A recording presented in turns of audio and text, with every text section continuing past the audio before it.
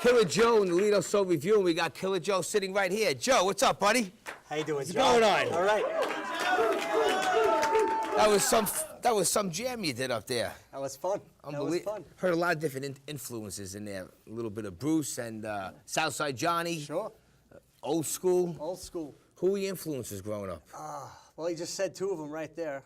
Southside more than Bruce. I saw Southside play many years ago, and it was this awesome force of nature harmonica player with this great band behind him.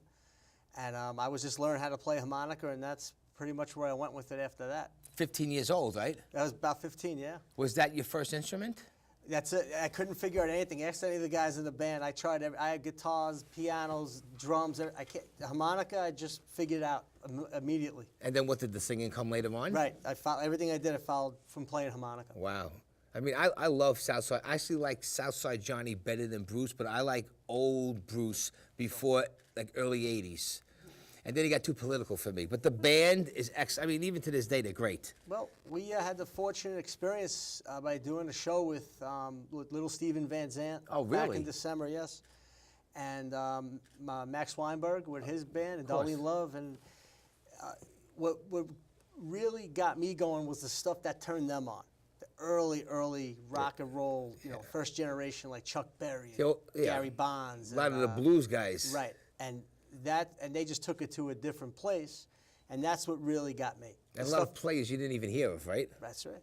Well, a lot of them I did, as influences, but I just like what they did with it. I got you. For people who don't know, Killer Joe was in great with that whole circle with Vinnie Pastore and Little Steven. So I mean, it's good to have those guys on your. I never had the pleasure of really knowing Steve. Well, I met him a couple of times, but he don't know who I am. He don't forget, like you deal with this all the time.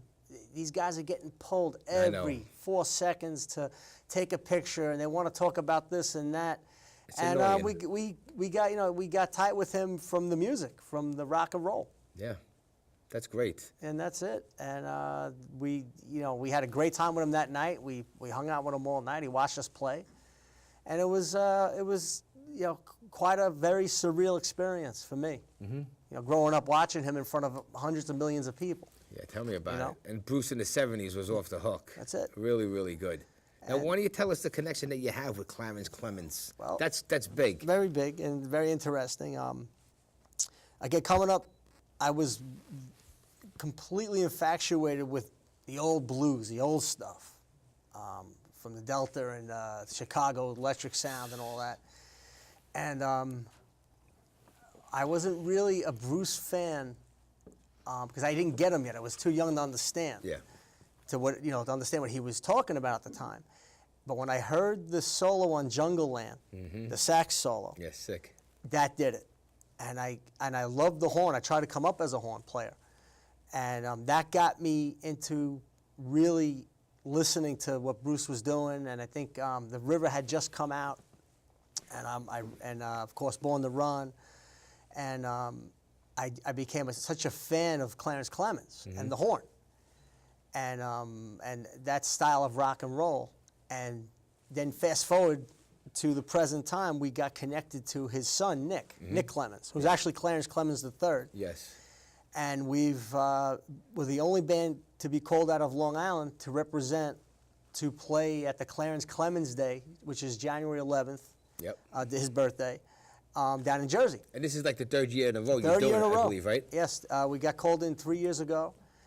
Nick handpicked us, and it was an amazing experience to play in Jersey for the big man, and really he was the major influence of why I got into that sound in the first place. I would love to go to that show one day. You gotta go. It's crazy. And last couple of years they had John Cafferty as one of the headliners. Of course, Nick Clemons, I mentioned him. The great Eddie Testa.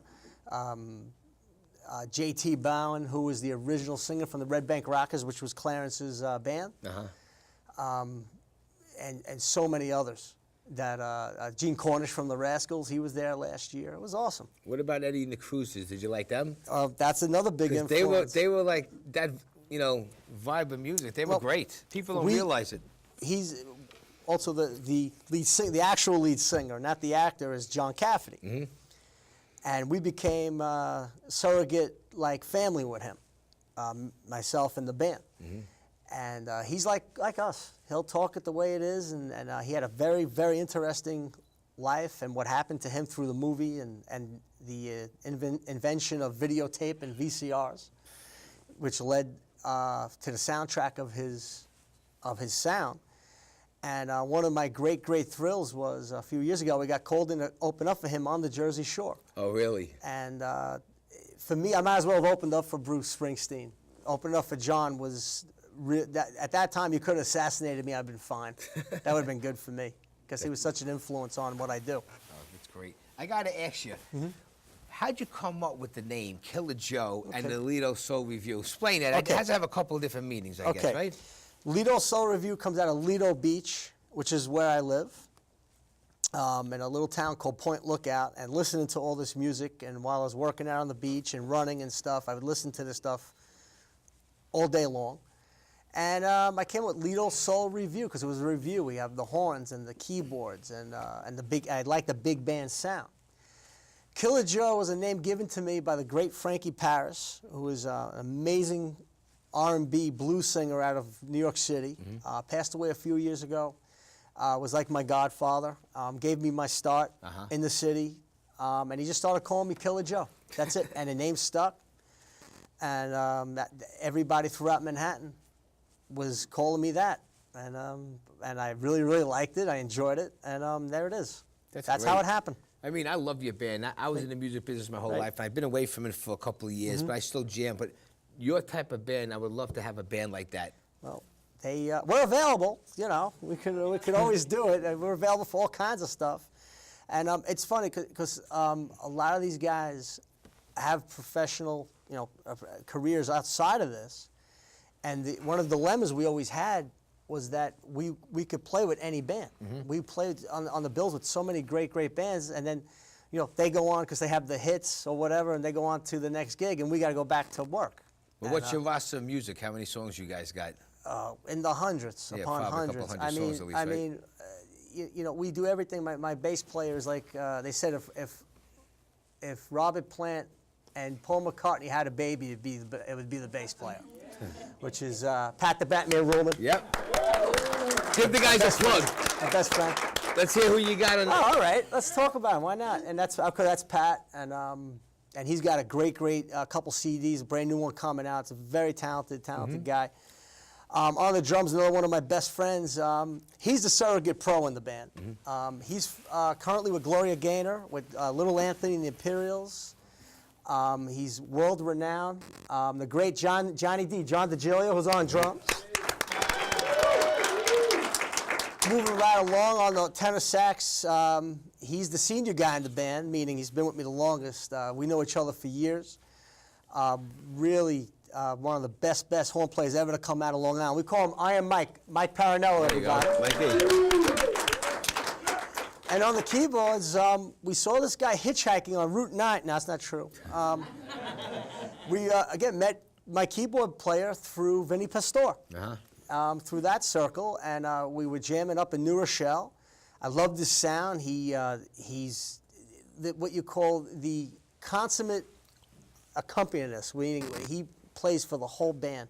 He's the foundation. We call him the maestro. Brian Cady, everybody, on the keyboard. I think that's everybody, right? Nope. We got one more. Guitar. Outside of those guys, from now on, anytime we hire anybody in the band, they have to be at least 20 or younger. So it keeps us going. This kid is a phenom that came out of Long Island. His name is Tommy Gunn, Mr. Tommy Peralta. Tommy Gunn, all right. And we do this all over the world. Well, listen, Joe, that's your time. Where can people find you on the internet if they ever want to come see you guys play, check out your music? On Facebook is the easiest way. It's just the band Killer Joe and the Lido Soul Revue. On Facebook, it has all our videos and our concerts and stuff. I got a very big concert coming up in July at Eisenhower Park, the fireworks show, which will be in summertime, down the road, but still, July 2nd. Or on the web, killerjoe66.com. Nice. Well, Joe, you're gonna come visit us again course, one day, we'll right? come back anytime. Well, have a seat with me. Killer Okay. Joe, everybody. Joe, thank you so much. Yeah.